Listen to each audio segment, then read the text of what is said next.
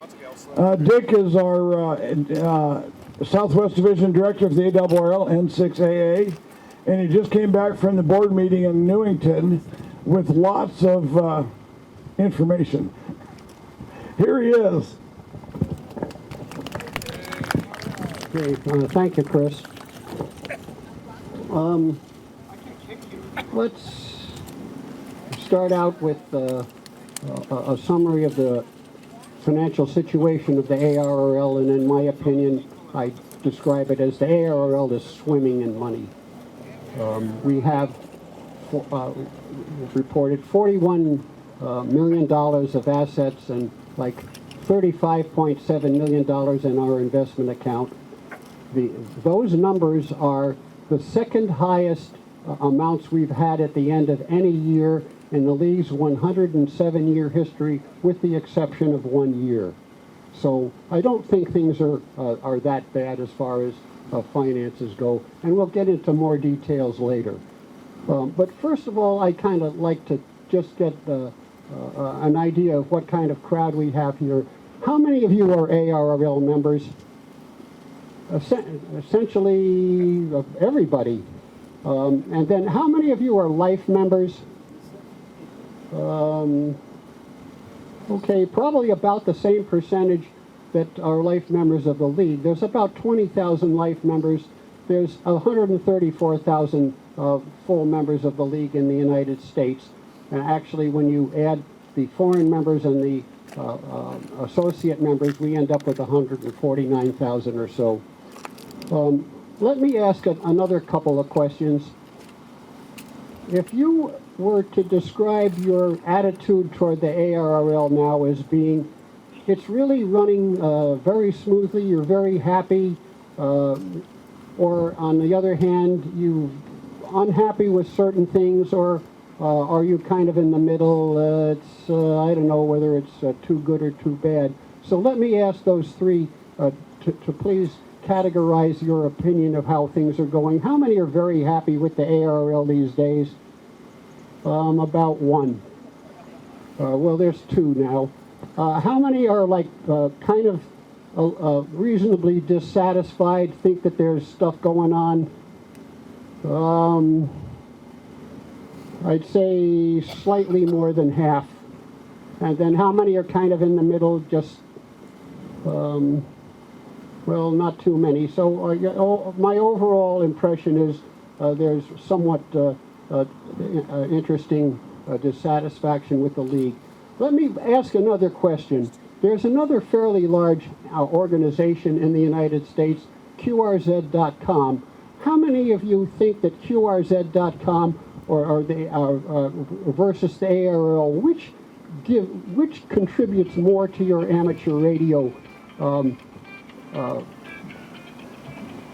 fulfillment? Is it the ARRL or is it QRZ.com? And I'd say it's about half and half. So interestingly enough, the ARRL is a membership organization which is sort of, in my opinion, owned by the members. It's a non-profit organization, and QRZ.com is basically a privately owned commercial operation run by a guy who's very efficient and is keeping many hams very happy with what he's doing. And there's no absolute dues that you have to join. You can utilize all the things that QRZ.com provides you for nothing, or you can contribute. And enough people contribute. He's got 3 or 4 full-time employees, and it runs very efficiently, and it kind of works. Say again? He's in Phoenix, and actually last summer the Southwestern Division Vice Director Ned Stearns, AA7A, excuse me, and I met with Fred Lloyd for a couple of hours at Ned's house, and we had a very productive meeting and learned what he did, and I'm impressed with his operation. Okay, let's see. The main message I'm going to be transmitting today is there's a reasonably big split in the ARRL board. And we'll describe the split maybe in 6 different ways. And the first is, as I've described it in the past, there's sort of a transparency party and a confidentiality party. And they operate differently. I'm a solid member of the Transparency Party, and I'll base my belief that it's the appropriate party by, if you look on the ARRL website, in ARRL organizational structure, it says essentially, the ARRL is a representative democracy. Its policies are determined by the members through the power of the ballot. So let me say that again. The policies of the ARRL are determined by the membership. They're not determined by the CEO. They're not determined by the board without consultation of the membership. I work for you. If you don't like what I do, you should vote me out of office and get somebody better next time, if I'm running next time, or you should have voted me out in the past. You've had a good number of opportunities to do so. So it's my intent to operate as if I'm working for you. You're my boss. You tell me what to do. And if you don't like the way I react to it, again, replace me. There's also, I'll call a split in the way the board has been operating recently. If any of you have seen the former Vice President K1TWF, Mike Raisbeck's report of 4 different things that he brought to the attention of the membership, I guess, well, one of them is there's been a shadow board, is what he calls it. And essentially, there's meetings every week or 2 weeks, I'm not exactly sure, but on the internet with 11 ARRL board members and the CEO, where they plan out what the league is doing. They sort of run the league out of that organization. 4 of us are left out, and we come to meetings of the ARRL board, and already the majority has decided what's going on, and I'm not sure that any of the deliberation we do at the board meeting counts. They've already deliberated ahead of time. So that I don't think has been productive. I don't think it's been to the advantage of the league members to have been operating in that kind of environment. Another split is in what the belief of what the board is, what the ARRL actually is, and what the most important feature of it is. The ARRL is primarily what's called a membership organization. Most of the money that we get to operate the league comes from the members that you guys provided, either in dues, in donations, or something to that effect. And most of the benefit of what we do goes back to the members or amateur radio in general. We're not like a typical nonprofit where you raise money from the general public and it benefits some subgroup of society, such as people without homes or sick people with certain diseases.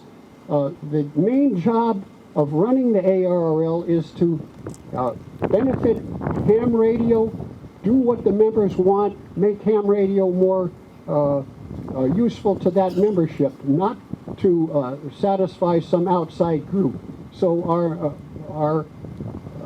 that's my belief. Now, the split in the board is the majority believes differently. They believe the most important part of the ARRL is the corporation, and they think that the objective of the league is to increase the assets of the corporation. In other words, you guys are customers, and our objective is to sell stuff to you. But now you may have noticed the league is selling antennas.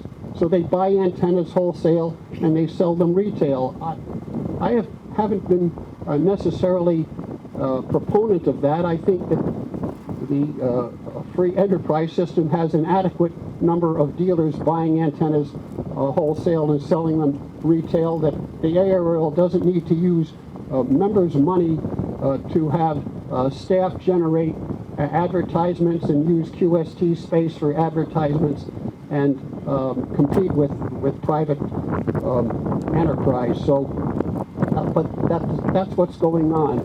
And so you may have noticed, some of you have at least, there was a motion that was proposed to the board, which was going to be voted on supposedly at our meeting last week. The motion had to do with what's called Bylaw 46, where it sort of was defining what the obligations and requirements for being an ARRL director were. And the essence of it was, let's make the corporation and concern about the corporation the major objective of being a director. And I referred to this motion as sort of the blasphemy definition, and the objective of it was to define whatever things that directors were allowed to say, and if they said the wrong thing, that was blasphemy, and you could then be ejected from the religion or the ARRL for saying those kind of things. And then you could also, it defined what I'll call is heresy. Heresy was having thoughts that were different than, say, the majority of the board.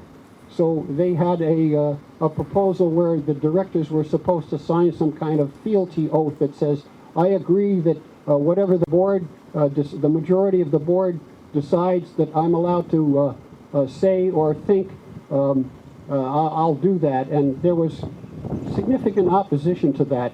Some of you may have noticed that some substantial, I'll call them heavyweights in amateur radio, were very offended at this, since a similar thing happened back in 2017, where an effort was made to eject members from the board who said things that other people would rather not have had them say. So what happened essentially was the board received many emails and communication that people were opposed to these changes in Bylaw 46, and there was also concern that in the end it might not have passed because one director was kind of on the fence. He didn't know whether he was going to vote for it or against it, and so the pair of directors that had proposed it and or made the motion and seconded it, they just never introduced it. So you'll never see it in the minutes at all. However, most of you may have noticed that there was a email sent out describing the board meeting a day or two after the meeting took place, which I was pleased to see it happen. But the major point that you should have picked up from that email is the threat to change Bylaw 46 is still there. It was in plain, simple English in the email to the membership. So it's there. It's still a threat. If you were concerned about Bylaw 46, your concern should not have gone away because nothing happened at this particular board meeting. It's still definitely out there. Let's see.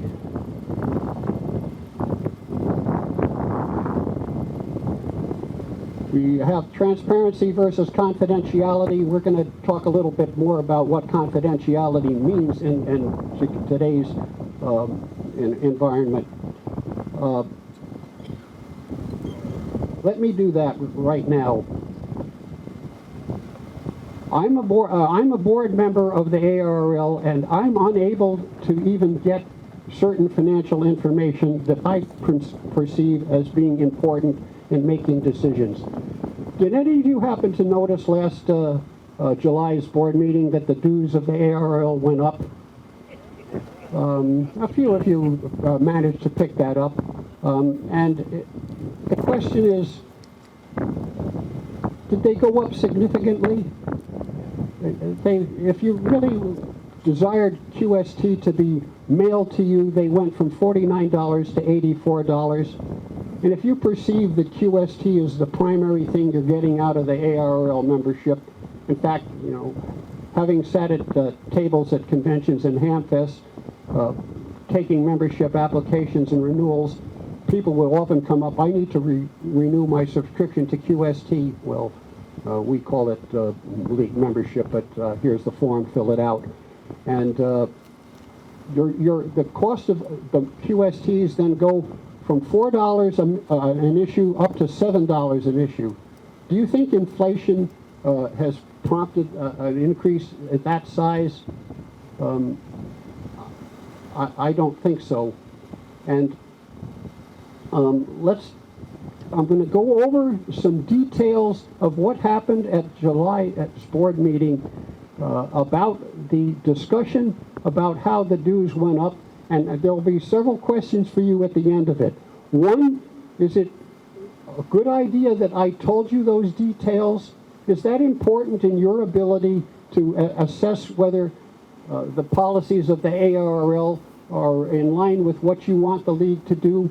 And or should I in some way be punished for telling you how things worked out? Or let's go on to it. Well, what happened at the ARRL board meeting in July is we received a briefing, and it was a description of a study done by one of the board members. And it basically said in no uncertain terms that unless something is done, the league is going to run out of money. It's going to deplete its $35 million or whatever it was, financial assets within 3 years. And so my question was, well, could you please tell me the assumptions you used to make this conclusion? And the answer was, I'm not going to tell you. But that wasn't the words that were used. The words that were used was, we used the best information from the best guys, and we did the right study, and this is the conclusion. Now, there were a bunch of colorful PowerPoint charts with pie charts and graphs of things going up and down, and we weren't even allowed to have copies of them so that I could look at them and tell you that this looks right to me or it doesn't look right to me. And so what the board members who essentially accepted the conclusion of the study, which was we need to raise the dues significantly, did it based on, here's the study, here's the conclusion, but don't ask me how I came up with the numbers. That doesn't work. I'm an engineer. When you do studies in engineering, you define exactly how you made your calculations so people can repeat them. And if they can't repeat them, the study is about as good as, I went to the psychic down on Main Street with the big sign in the window, and she told me that the ARRL's assets are going to be depleted in 3 years. If you do this in medicine, some company comes up with, we invented a new pill, and it really works well, and we did a study, and the output of the study is it really works well, there's no problem. Don't work that way. You have to show the exact details of the study that you did, and only then will the Federal Food and Drug Administration approve your product. So the dues went up because of that, and my calculations were, or my observations, let's say, are, here it is, the end of the year, the end of 2023, and instead of going on their way down so that there'll be no assets at the end of 3 years, our assets actually went up a couple $1 million, over $2.2 million. So we have more money now than we had a year ago. And so it doesn't look like the prediction that we're going to run out of money in 3 years is anywhere in the slightest bit valid. So as far as I'm concerned, that study is essentially discredited. And when you don't define what kind of assumptions you made to do the study and how you did your calculation, that isn't acceptable as far as I'm concerned, and far as managing the assets of the league. So, the questions for the group here are: is it any way useful? Did anyone hear anything that they thought they should know about how the league's dues went up? If you think that you heard something useful, would you please raise your hand?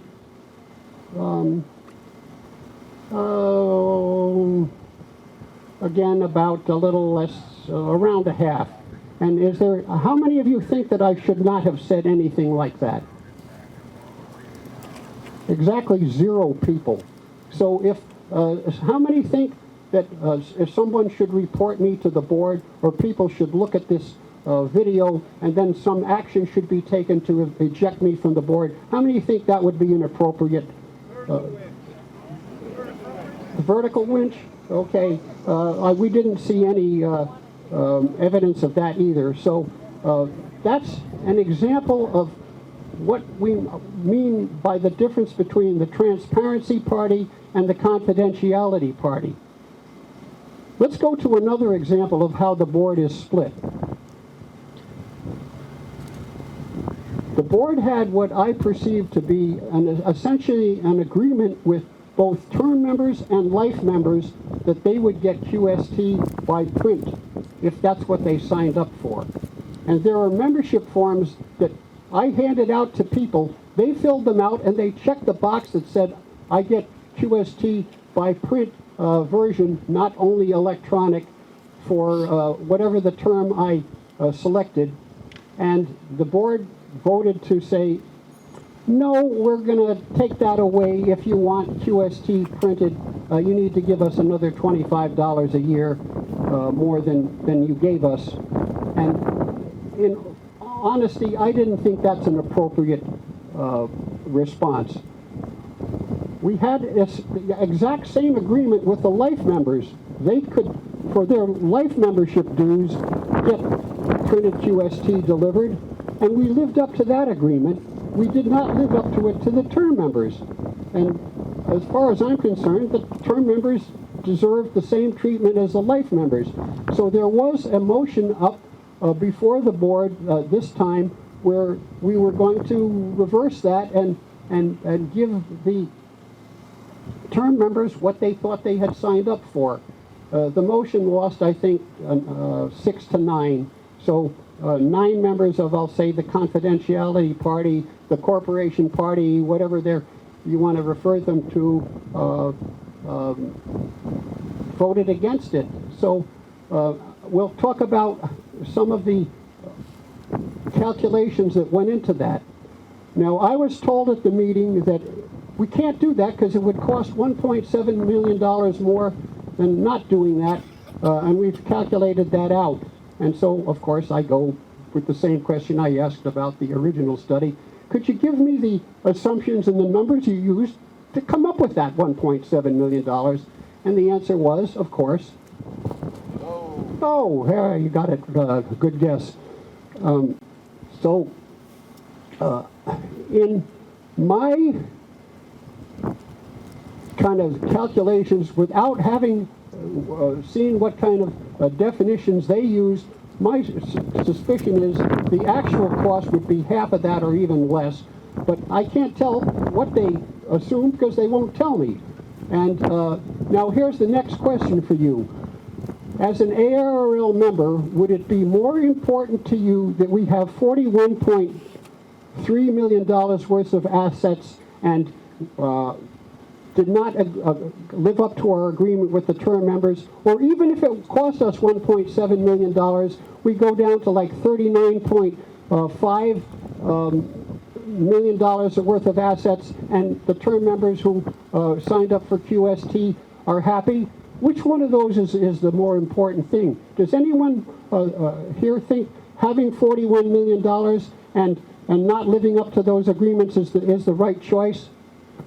We have exactly 0 hands up. How many think it would have been better off to just give the term members what they had thought they would got, and we have $39.6 million instead of $41 million? essentially the whole room. So that's a message that goes back to anyone who's reading this. I think, and at least this group here happens to think, living up to what you promise people is an important part of running the ARRL. Let's talk about another way the board was split. And it's, are we a representative democracy, like is on the ARRL website, at least it was this morning, that said on our ARRL organization, or are we something else? So the former Vice President Mike Raisbeck, K1TWF, had a motion which said we form a committee to look at equalizing the size of the ARRL divisions. Now, each of the 15 directors of the ARRL gets one vote in the boardroom, but they represent different numbers of people. The smallest division is the Dakota division, which is North and South Dakota and Minnesota. It has 3,000 members. The biggest division is the Southeastern Division, which is Florida, Alabama, and the Caribbean, which has 15,000 members. So the 15,000 members in the Southeastern Division get one vote. The 3,000 members in the Dakota Division get one vote. And there was some thought that, you know, maybe we could equalize it out. It might be fairer. And that was voted down, I think, 9-6. And how does it get voted down? All the little divisions don't vote to support it, and then a couple of other strong, I'll call them confidentiality party division directors didn't support it. So that appears to be going nowhere. Incidentally, I made the same motion essentially 15 or not quite 20 years ago, and I had a program where we essentially equalized all the division sizes. In my program at that point, the Southwestern Division at that time was the second largest division in the ARRL. Since then, as you may read in the newspapers, people are moving from California. They moved to Arizona, they moved to New Mexico, they moved to Colorado, Utah, Oregon, Idaho. So we populate the Arizona section with W6s or whatever sixes, and there's less of us in California, there's more in Arizona and the other places. So the Southwestern Division is not the second largest anymore. In fact, it's gone down to maybe number 4 or 5, depending on the time of year. Actually, sort of a funny thing used to happen 10 years ago is in the winter, the Southwestern Division would be the second largest, and in the summer, the Atlantic Division, which is Pennsylvania, Maryland, and D.C., and Delaware, would be the second largest as the snowbirds moved back to their home for the summer, and then it would reverse in the winter. So it doesn't look like right now there's any motion toward changing that representation imbalance. And the interesting, we have a comment back there, a question?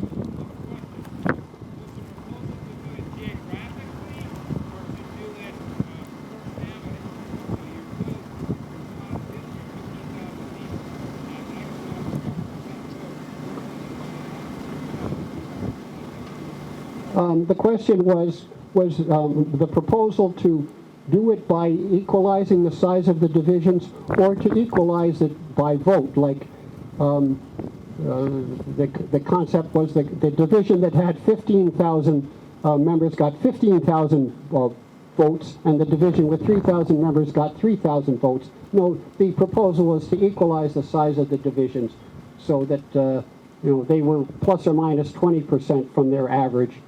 And for instance, the New England division has about the right percentage. The Southwestern Division has more than the average number, and the adjacent division, Rocky Mountain, is under. Rocky Mountain is New Mexico, Colorado, Utah, and that area. So, well, I don't know how you do this because the way the board works is all the division directors have one vote, and the little guys aren't voting themselves out of office. And I essentially, 10 or 20 years ago, proposed combining the Midwest division, which is like Kansas, Iowa, and Missouri, with the Dakota division, that made it almost exactly a division of the average size, and then we make another new division out of Alabama and Georgia, and then there was some other little changes. I think what I had was Southern California broke away. We moved Arizona into Arizona, New Mexico, and Colorado. That made it about the same size, and I think there were some other little changes. Like there's a section in New York called Northern New York section that has, I think, 220 members. Arizona has, what, 3,000 or something? Sections are not as important in terms of policy as divisions are, but I think I moved all the W2 sections into one division and all the W3s into another, but that didn't happen either. So that's kind of the story on, I'll call it, equalizing our division size, or maybe are we a democracy or are we some other kind of government. So,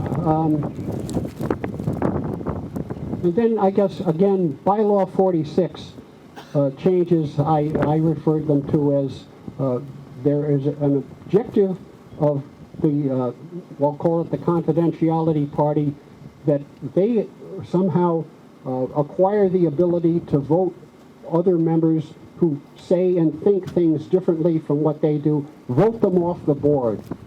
So this would, they had the changes to bylaw 46 is 8 or 10 pages of word salad and good words like transparency and obedience and whatever mixed with other things in there and stirred around. And but the total objective of the thing is to acquire the ability to vote your opponents off the board.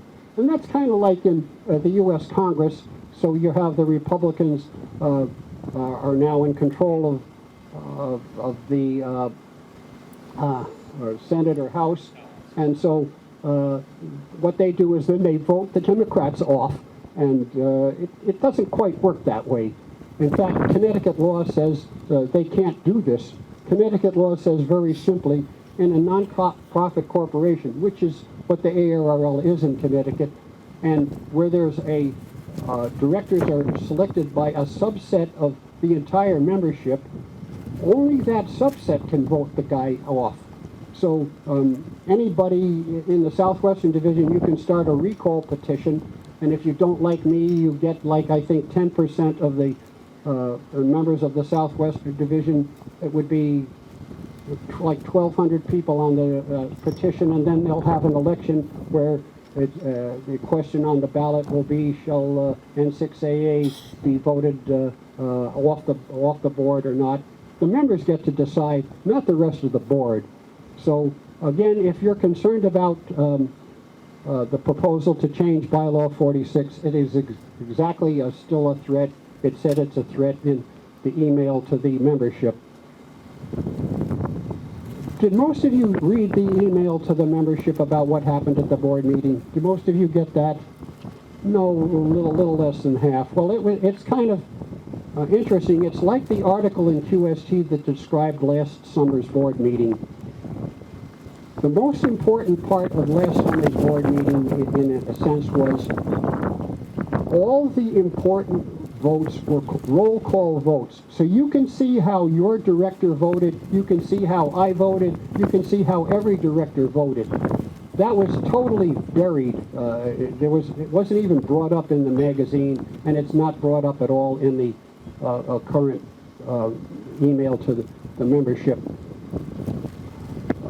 Last summer, even, there was a motion which changed how hard it was to have a roll call vote. Because it used to be any director could put his hand up and say, I request a roll call vote, and a roll call vote was taken. There was a motion passed last summer that said every roll call vote has to be approved by at least 5 board members. So now when we have somebody says, I request a roll call vote, what happens is the president says, all those in favor of a roll call vote, put your hands up, and if there's over 5, we have it. Fortunately, this time, every time we had one, a lot of hands went up, so you can see how everyone voted, although it's buried. It doesn't come out in the QST article. It wasn't in the email to membership. It's in the board meeting minutes, which will be on the ARRL website in a few weeks or a week or two, I don't know when. Normally the way the board minutes come out are, the minutes are circulated to the board. Anybody who has any complaint about the writing in any of them or any of the description then voices his objection and they are corrected. And finally, after the board agrees on the minutes, then they're put out on the website and they're available for view. So I will pass along one of the comments that one of the fairly prominent ham made to me about, he made this in an email about the ARRL's membership email, and it was the verbal/written integrity offered by our national organization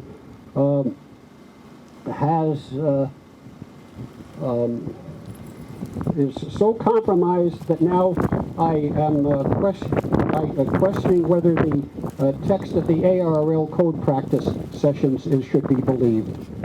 Now, there's a little bit of humor there, but you know, it's what's written is to make you feel that that's what's going on in the league, when realistically in the boardroom it's pretty nasty. Let's talk about some other things. There were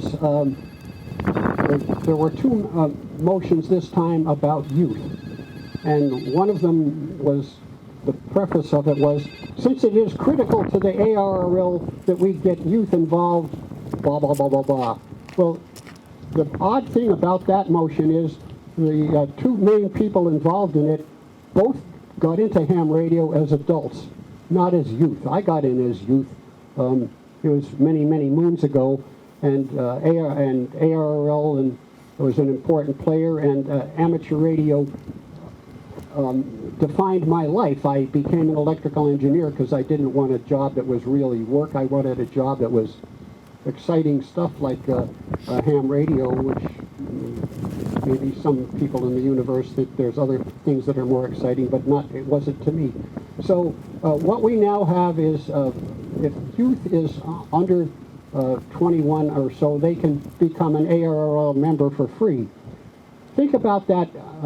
What being an ARRL member for free means is it costs the ARRL absolutely nothing to give it to them, because all they do is get access to QST online, which, I mean, maybe it costs a few cents for somebody to add their call sign or to the list of people that can see that, but there isn't any cost to it.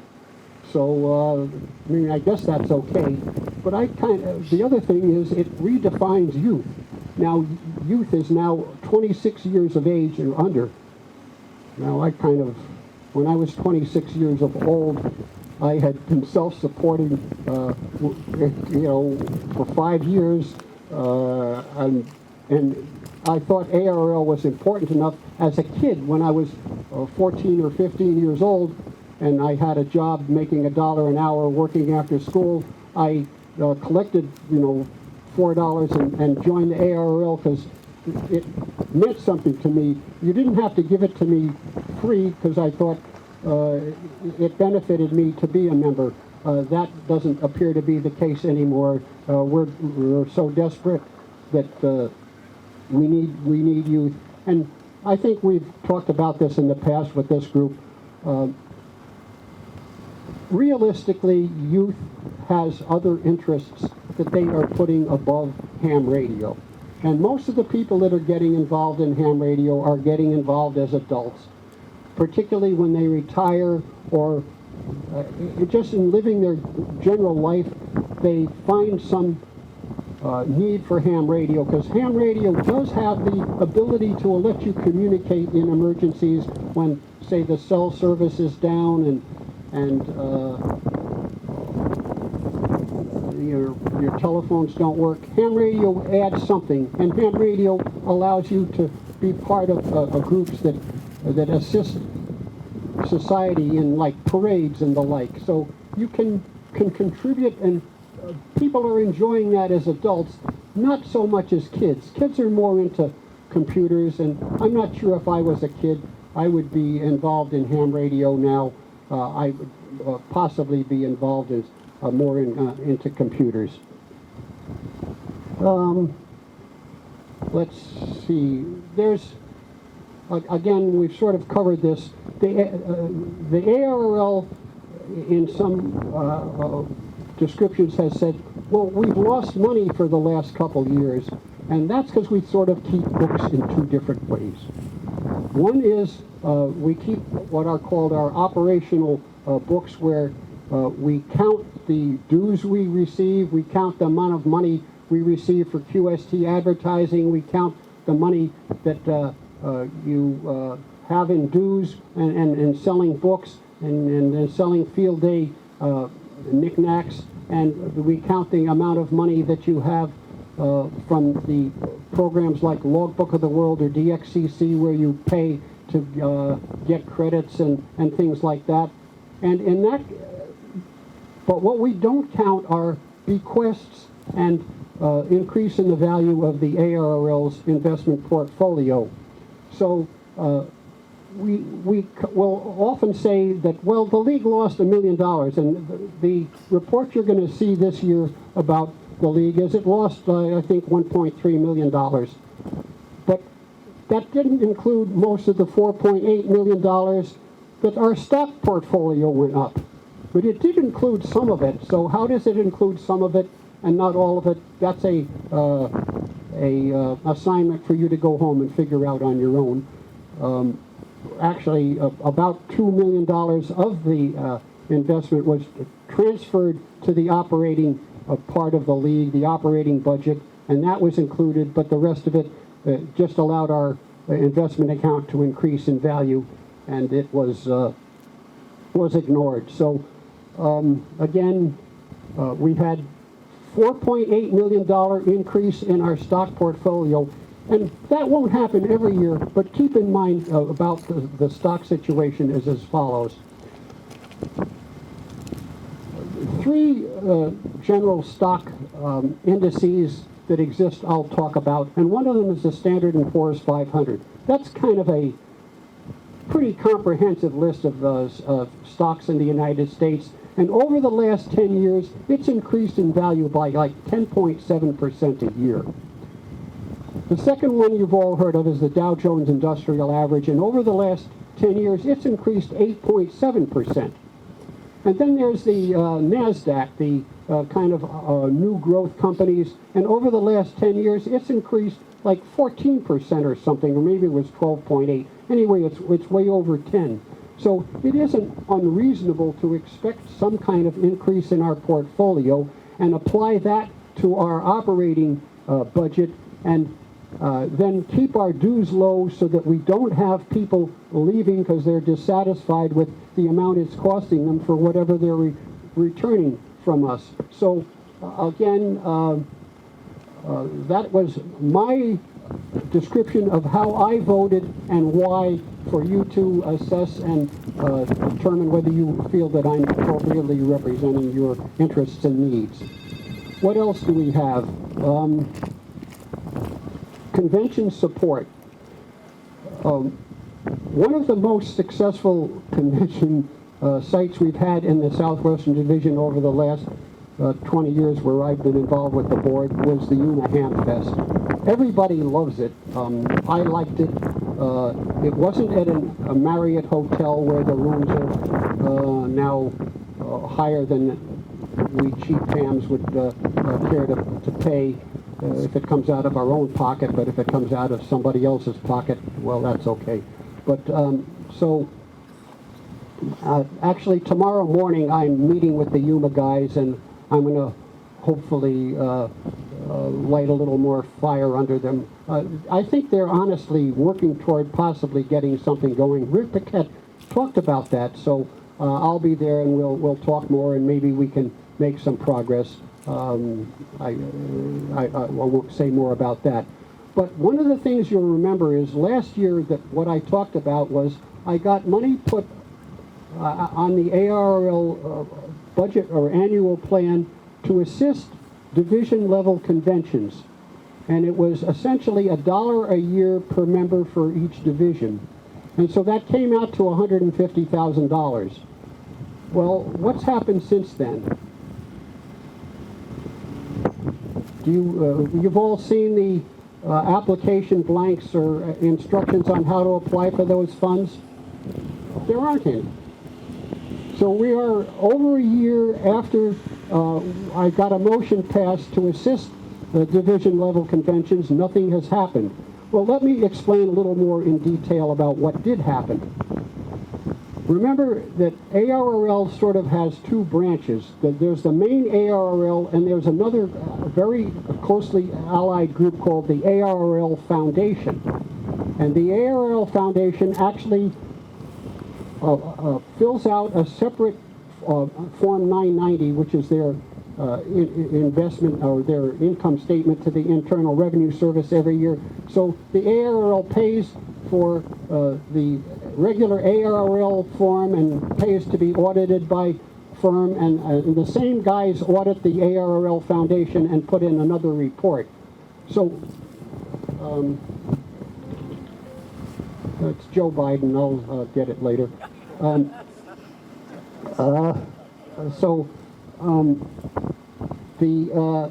Right now, what happened about when I proposed this, our discussion was the division director, with the approval of the president to have somebody looking over his shoulder, would have the authority to approve up to $1 per member in his division. So we'd have like $13,000 available that I could approve for convention assistance in the Southwestern Division. And the board didn't approve that. What they said is, let's let staff determine how much goes everywhere. And that was the best I could get passed, so it passed, and that's what happened.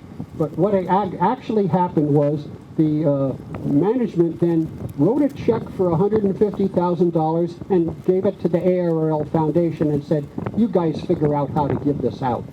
So here we are a year later, and they haven't quite figured it out yet. Well, they've only had a year to work on it. Now,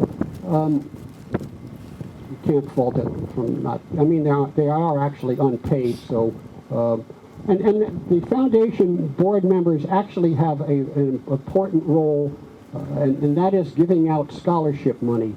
And remember, up until 3 or 4 years ago, the ARRL gave out like $80 to $100 or $120,000 worth of scholarships a year, and we gave out little tiny scholarships, $250, $500, and those might have been appropriate when I went to college, but now they probably buy a good textbook. ARDC came along. That's the group we've all talked about that sold their internet IP addresses for over $100 million to Amazon.com, and they're what's called a private foundation, so the IRS says they have to give away 5% of their assets, otherwise they pay taxes on them. So they're giving like $6 to $9 million away every year, and they've given quite a bit to the ARRL to distribute for them. In fact, just in scholarships alone now, they're giving like $500,000 a year, so or more. So now the ARRL Foundation is tasked with giving out over 100 scholarships, some for $25,000 apiece. So it's significant. It'll impact where you go to college if you aren't swimming in money. And so they do have a job to do, but nothing has happened with the club, with the convention grants program. In fact, the convention, go ahead, Bill. We got $3,000 left. You got for, what did you get the $3,000 for? From the ARRL or from ARDC? And was that through the club grant program? But was it ARRL club grant program? Yes. So, okay, Bill Nader, KATE, is section manager for New Mexico, and he said that some group in New Mexico actually got $3,000 of ARRL, ARDC funded club grant programs for a convention in New Mexico. Now, another interesting thing about confidentiality and transparency is the ARRL directors don't know where the grants go. Why should they? I mean, they're just the directors. Staff should be keeping that in confidence or something. I don't understand why I'm not allowed to know where the convention grants go, but we aren't given that information. So that's very interesting to see that in some cases the grants the club grant program is being used for what I assume would be a convention kind of grant, and at least it's some good happened from it. The convention happened, and that's what should happen. And I would again, with $35.7 million in investment accounts, to spend $150,000 to keep conventions like Yuma going, I think is a good investment. I'd like to see us have only $35.55 million in the account, and Yuma have happened this year, and some other conventions in the U.S. happened as well, but it didn't happen. So that's kind of, the club grant program is going. I wish I knew exactly what clubs were getting what and for what reason and why some were approved and some weren't. I honestly don't know, and I think I should know, and I think I should be able to tell you, and I think you should know, because I think you should, as it says, direct the policies of the league. What else do we have? We could talk about inflation. Now, people say that, well, you know, costs have gone up, so the ARRL has to charge more for dues. Well, let's think about that in a little more detail and with some real numbers and real facts about what goes on. The ARRL is quite a bit different in what it does for what it does for its members than it was when I joined the board about 20 years ago. And in a couple of ways, one of them, the league used to have like 4 staff members, paid people on staff who were on the editorial side of things. They wrote articles for QST. They wrote books. We don't have any of that anymore. What we have are very nice ladies who understand English and grammar, and they know how to set pages up in a magazine and make the magazine look good, but they don't honestly know whether what's said in the article is technically correct anymore. And I've received a couple of, I'll call them complaints about the technical veracity of the articles, and they don't appear to get corrected. It doesn't really pay to bring them up anymore. So that's different. Other things that are different, some of them that are small, like the ARRL in the back of QST used to have the ham ads where you place stuff for sale. Well, that's kind of been made obsolete by the internet. But up until, I don't know, 8 or 10 years ago, the ARRL had a online place where you could sell stuff, and they gave that up, and now KA9FOX kind of runs a site which essentially is doing the ARRL staff work for free. Scott Nieder is a good guy as far as I'm concerned, and I thank him for doing that. Another thing that the ARRL used to do was we had an office in Washington with like 3 or 4 people working in there full time. Now, we don't have an office in Washington anymore. We have one guy working out of his house.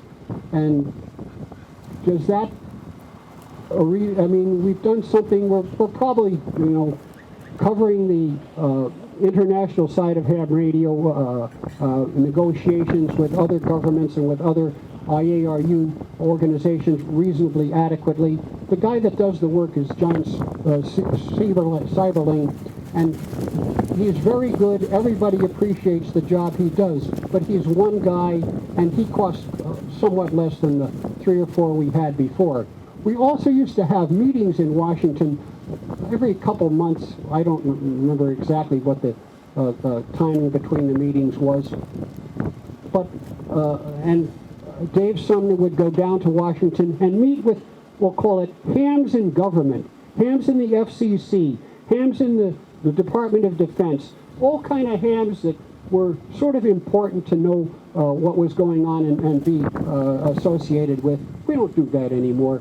So we have cut back on the things we are doing, and it's also much less expensive to put together and publish magazines than it used to be.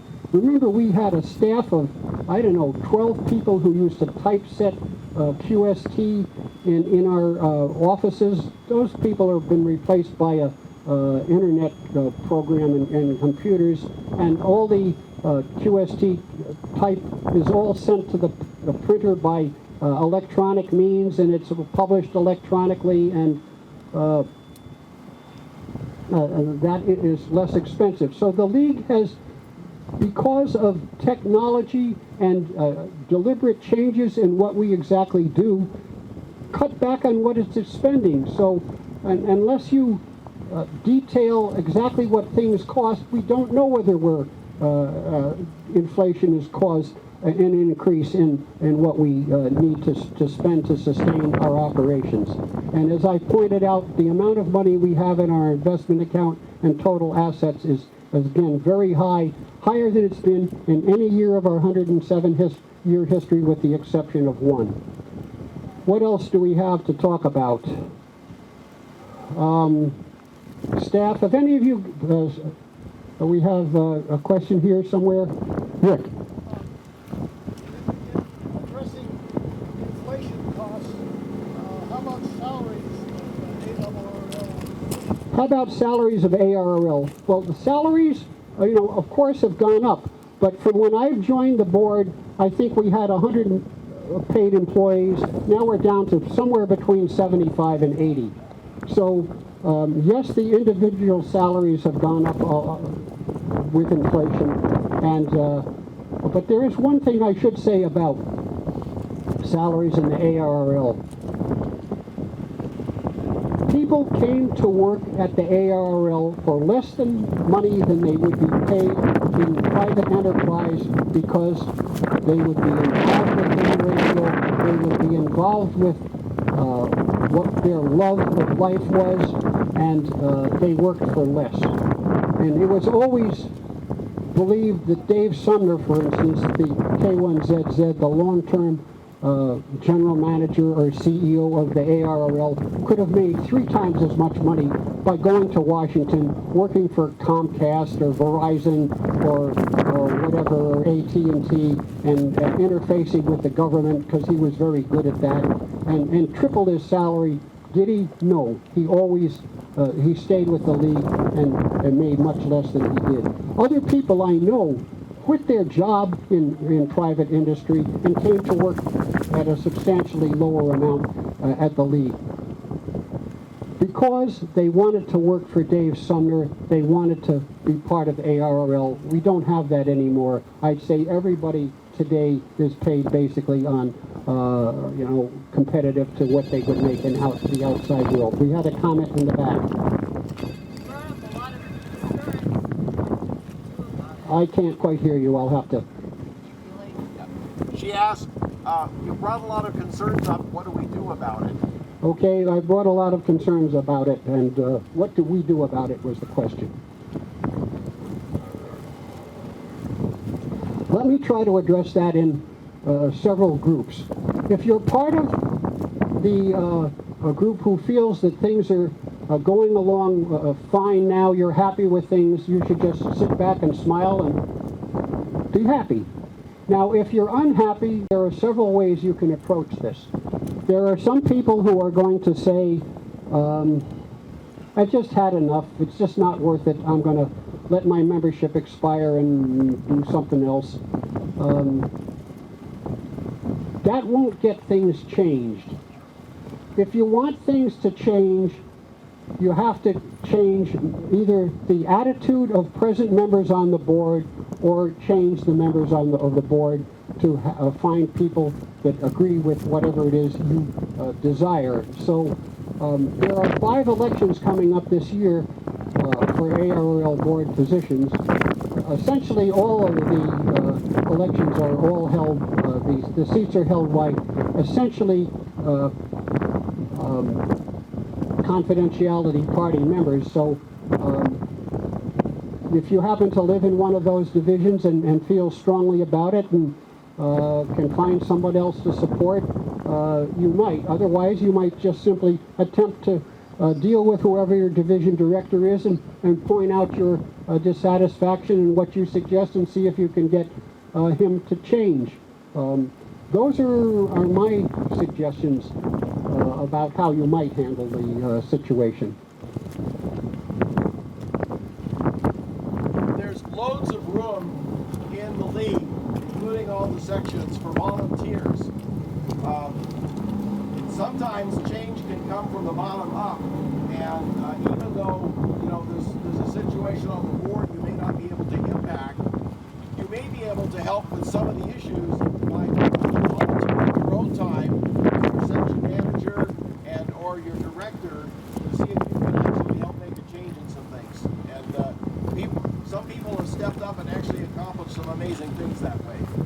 Okay, for those that didn't hear, that was a suggestion that in your own situation, you can volunteer to assist either the section manager, the division director, or, I mean, I would think you could just improve ham radio by assisting your local radio club or any organization, even assisting QRZ.com. That it's got plenty of volunteers that are working there. So there are abilities for you to contribute to ham radio where you might make a difference. And it was pointed out that as a volunteer, you may not have the immediate authority to vote on an ARRL board level issue, but you will gather influence, you'll get to know people, you'll be able to have your views known, and you may be able to make a more substantial impact than you might think.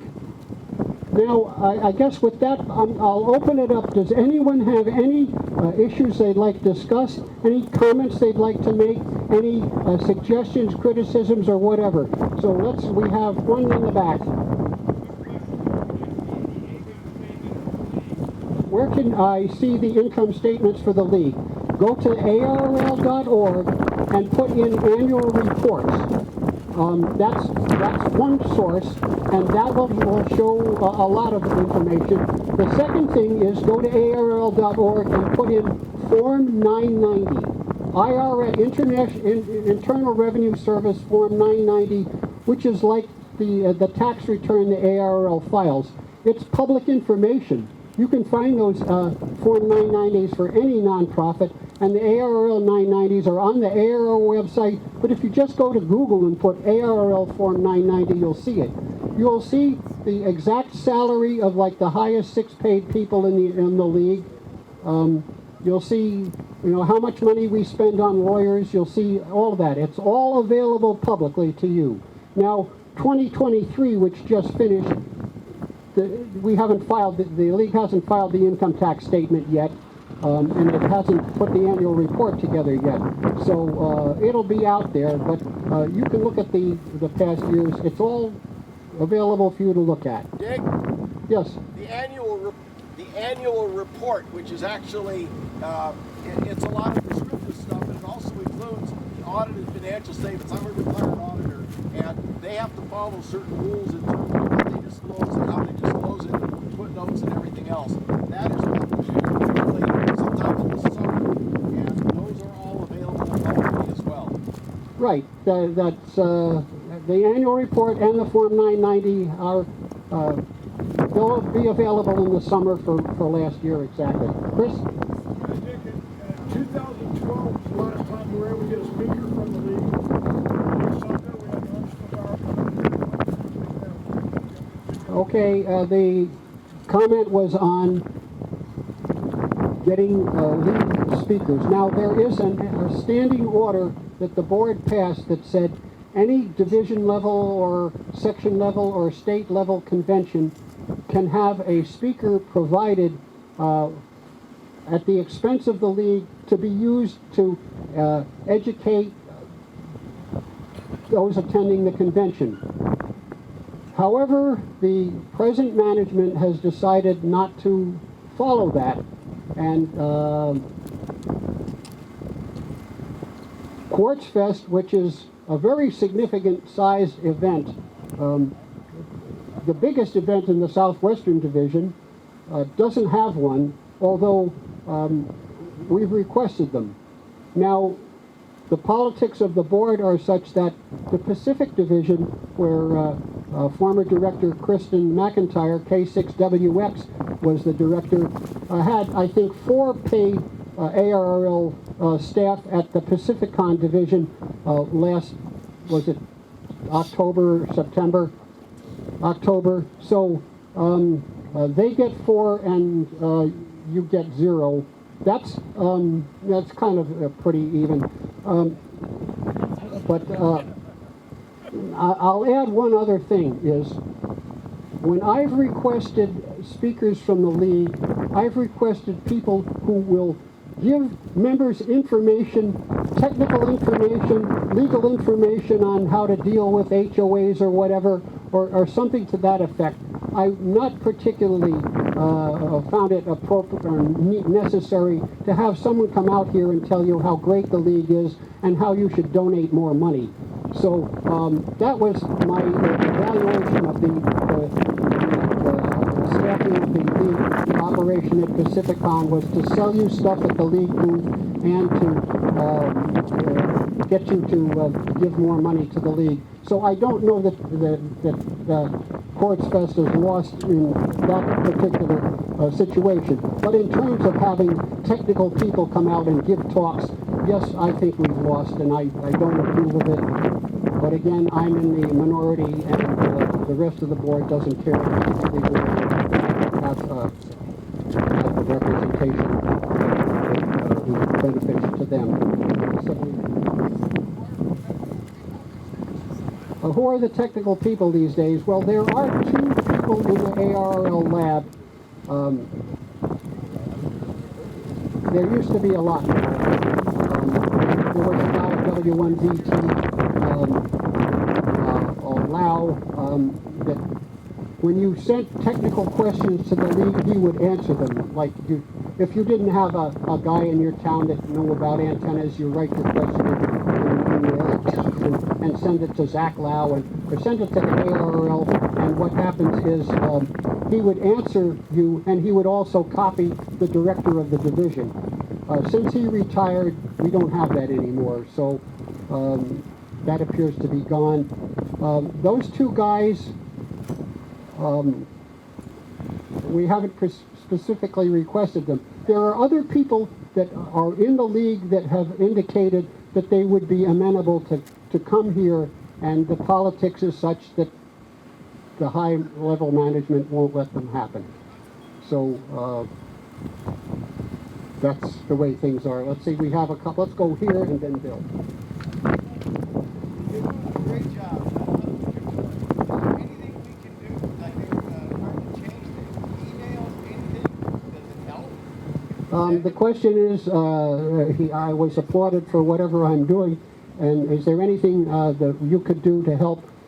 Actually, if you send emails to all the other directors, I think it made a difference. I think it caused the proposed changes to Bylaw 46 to be pulled, because they were just, I mean, I have not received one favorable comment about the changes to Bylaw 46, and I don't know whether I've received 100 disagreements with it and complaints about it, and serious complaints about people who have removed the league from their will because of the threat to Bylaw 46. I mean, to me, that's going a little overboard, but it's aggravated people, and by expressing how you feel to the other board members, you are getting a message through. Remember, this there's a video of what I'm saying today that will be out on the web in 1 or 2 places very shortly. It'll have some kind of impact, and the fact that I've asked you for your opinion on things and I've recorded it here, that might have an impact too. When I say, of the people here supporting this position, there are 0 and there's 100% support to the other side, maybe somebody will notice. Bill. Could you address the alleged concept of staff dissatisfaction at headquarters? Could I talk about the staff dissatisfaction at headquarters? Have any of you seen the recent video on the internet with W6LG reading a letter from a staff member? Not very many of you. Well, W6LG is a blogger, let's say, from Northern California, who, in my mind, is a well-meaning, decent guy. And in the last week or two, he has put out a video where he reads the exact text of complaints of a staff member in Newington about the situation there.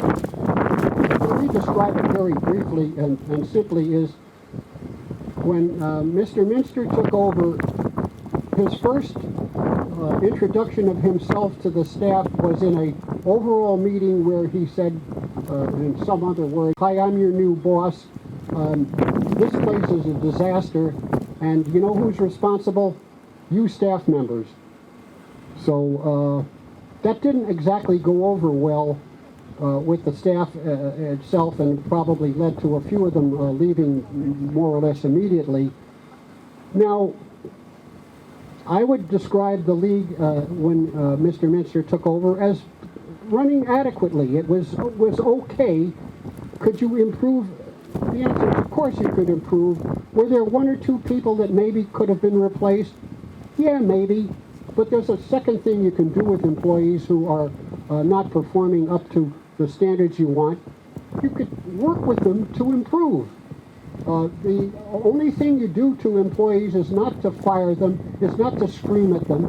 And so this video that W6LG has put together reading this complaint from a staff member absolutely corresponds to what former staff members have told me happened when he first came on board. So is it true that some staff members are probably okay and happy now? The answer is probably. Are some of them too scared to say anything? Absolutely. And again, the split in the board is some of us think that that's improper, and others say, "Guy's doing a great job. He's weeding out the bad wood and replacing them." The league used to have a 5% per year turnover of staff. It's substantially higher in the last 3 years by multiples of 5%, by a lot more. And I'll say 4 or 5 members of the board think that that's something that should be addressed, but the majority don't. Let's see, we have something way in the back. Membership turnover, it hasn't been as great as I had expected yet, but we're right at the point where people are going to have to decide whether they want to pay $84 a year to be a league member, and so it's going down. The league peaked out at, I think, like 175,000 members, and then it raised the dues from $39 to $49, and we were growing at like 3,000-4,000 a year. Instead of growing, we dropped down, and we've kind of dropped, dwindled down from there. And now I expect it to drop more, but it hasn't dropped that significantly since July. So I think we've gone like 151 to 149 or something to that. It's pretty small. Say that again? Oh, if they pass the anti-blasphemy to the bylaws, it might impact it even more. But again, the impact in many cases is financial from donors rather than necessarily members quitting. But let's just see what happens. Any more suggestions, criticisms, comments? Questions?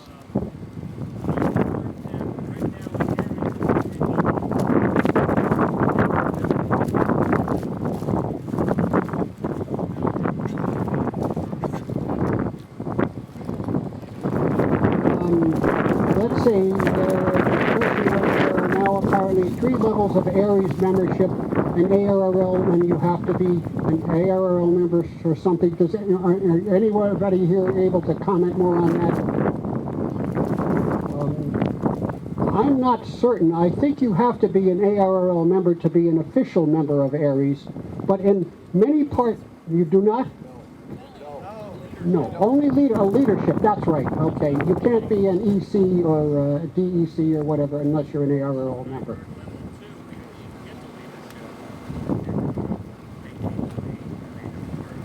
Okay, I don't know anything about that, and do you, Bill? Or so that may be a rumor, but it's as far as I know, neither of the section managers who are more involved with that know anything about it. So I don't believe it's necessarily true. Nick? Rick? Send an email to w7radioalphapapa@arrl.org and he'll send you the details. Any other comments, criticisms, Bill? Pardon me, I have a question for the group. How many of you receive section managers a periodic email? So very much. How many of you received the ARRL letter? Pretty good. Thank you. There are many more periodic and aperiodic messages that come from headquarters radio ARRL. Get on the list. Log into ARRL.org and check off things that interest you. Now, I'm PhD, so I care about that. I know the information ahead of time, but anyways, I care about that. In my travels as a section manager, the majority of members I contact don't know that my name and phone number and email address are printed in UST after I became section manager. Sadly, my experience in Mexico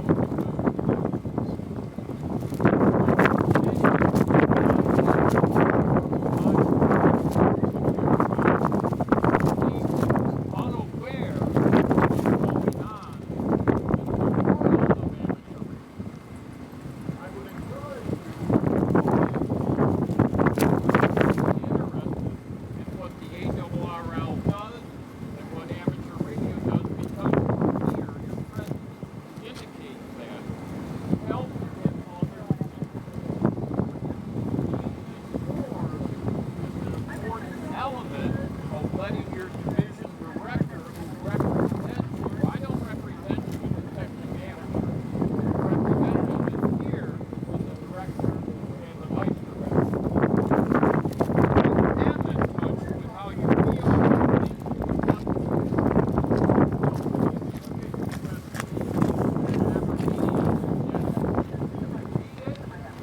Get informed and provide your opinion as an active member of the ARRL. As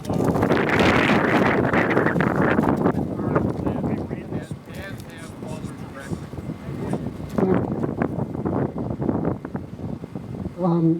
Thank you, Bill. Is there any other questions, comments, criticisms? I thank you for attending. I again point out that the ARRL, from my point of view, and what's listed in the organization of the league is it's a representative democracy, and the policies are determined by the membership. And you're the membership. I welcome your direction. I work for you. Thank you for listening.